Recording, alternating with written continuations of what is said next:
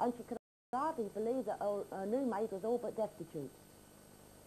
Well, life in domestic service began.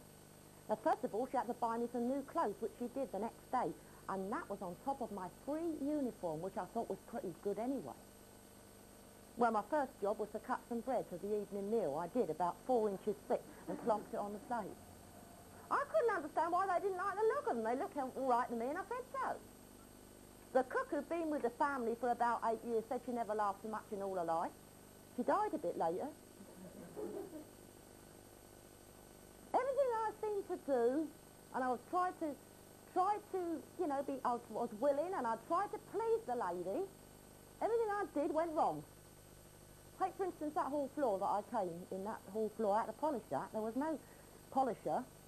You know, I had to use the 2 rags and a big tin of mansion polish, and she told me I've got to put it on with one cloth and take it on off with the other. I thought, that's easy enough. The more you put on, the more it would shine. So I slapped it on enthusiastically, making it shine like Wembley skating rink.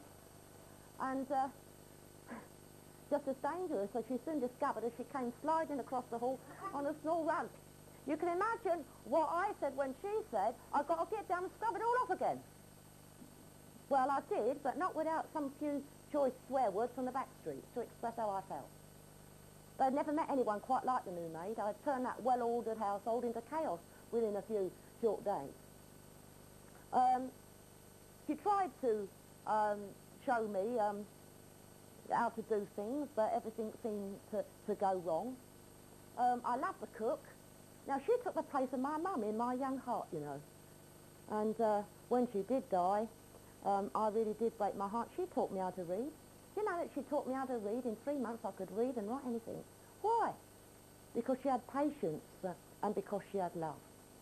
But before she died, you know, even though I was in domestic service now, I was still lonely, you know, and there was nowhere to go on my 1/2 day off a week. And I know what it was like to be lonely from a very, very early age. And when a cook died, I was lonelier still. You know. But before that, you know, there were some times of laughter and things like that. She asked me once just to open the front door and show the guest into the living room. I thought, well, that's simple enough, you know. So I opened the door with great gusto and said, come in and wipe your feet. I had a fear of the telephone, but she was going to make quite sure I overcame the fear of the phone.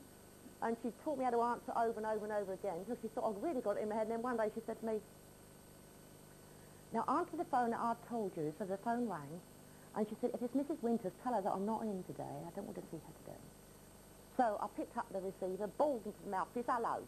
The voice at the other end said, this is Mrs. Winters speaking. I said, oh, is it? Well, Madam's just told me to tell you she's not in.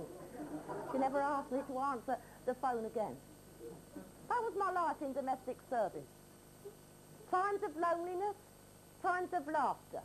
Life's like that, isn't it? But after a little while in domestic service, about 9 months, I decided that a cook was dead now. I decided that I'd had enough. I was going to run away like my mum, go to London, where I was born, because we've been evacuated in the war, 16 miles away. I was going to go to London, buy a big house, get all the kids together, and we were going to all live happily ever afterwards in this big house. I said nothing to nobody. I didn't give them notice or anything. I walked out. I had a few more possessions than what I started out with. I got on a train, got off at Paddington. No bed to go to, no job to go to this time. But I wasn't worried. I walked around the back streets till it was dark, and someone directed me to a back street tenement slum.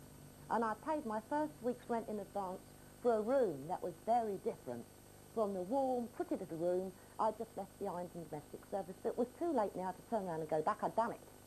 I'd run away. And so many people today, especially young people, they run away. You know, no matter where you run, you take your problems with you. And, well, the girls around me that occupied these rooms around me were self-confessed prostitutes. But you see, they took an interest in me. They had hearts of gold, some of these prostitutes. They'd given their last penny away. They used to help old ladies across the road. and they were kind to animals, and they were kind to children. They took an interest in me. And, well, to cut a long story